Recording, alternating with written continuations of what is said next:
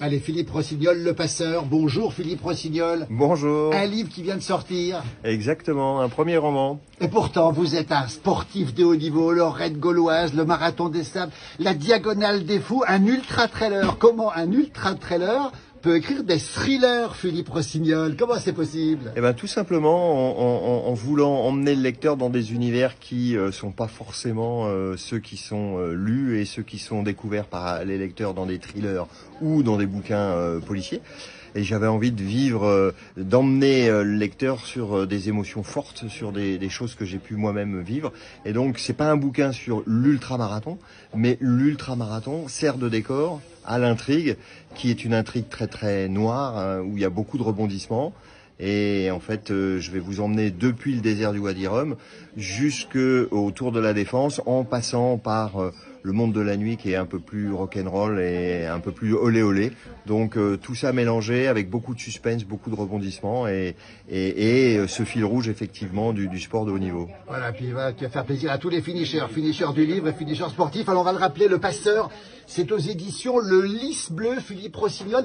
Alors, quand on fait autant de compétitions comme ça, ça modèle quelqu'un. Vous avez l'âme d'un compétiteur, Philippe Rossignol. J'avais l'âme d'un compétiteur parce que avec votre smartphone, vous avez certainement descendu le long de mon ventre et vous avez constaté que j'étais un compétiteur. Non, plus sérieusement, oui, on garde en tout cas des souvenirs et des émotions incroyables de ce qu'on a pu vivre durant ces événements. Aujourd'hui, je suis retraité, pré-retraité, je me fais 3 séances par semaine, ça me suffit largement et plus de volonté de battre des records, si ce n'est des records de vente.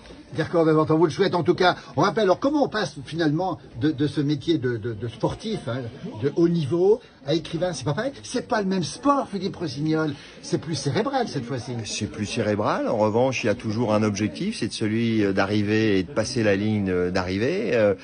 Comme dans une compétition, il y a des hauts et il y a des bas, comme dans des compétitions, il y a des gens qui vous encouragent, comme dans une compétition, on prend des remontants. Alors là, en l'occurrence, moi j'ai essayé le Calvados, ça marche pas du tout. Et en fait, là où j'ai le mieux pour écrire, c'est dans ma maison de campagne, devant le feu de cheminée, avec un bon cigare. La maison de campagne? Dans le Loiret. Dans le Loiret, endroit? entre Montargis et Gien, en bordure du Forêt d'Orléans. À l'écart de à la tout, campagne, au calme, dans la verdure, avec les biches qui viennent me saluer en fin de journée. Philippe Rossignol, Le Passeur, le coup de cœur de la place du village, au Lys Bleu, Le Lys Bleu. Ça, c'est un thriller. Quand on commence, c'est pas comme un ultra-trail, on est sûr d'aller au bout. Philippe Rossignol. Beaucoup de suspense, beaucoup de rebondissements, et ce que disent les lecteurs, c'est haletant. Voilà. C'est haletant. On rappelle qu'on est à la librairie ici à Cluny, donc en Saône-et-Loire. Ça s'appelle le Jardin Secret. L'endroit est magnifique ici. Regardez un petit peu tous les copains qui sont là, les proches qui sont ici. Il s'appelle Philippe Rossignol. Il a un joli nom d'ailleurs. Ça rappelle le nom de la montagne, Rossignol. Hein. N'est-ce pas, hein, mais je chante très mal. Merci beaucoup. Le Passeur, on le rappelle, Le Lys Bleu. Et ça se lit alors d'un coup, comme on dit. Hein. D'une traite. D'une traite. Merci beaucoup, Philippe. Merci à vous. Bon revoir à vous. Merci. Bonne lecture. Merci.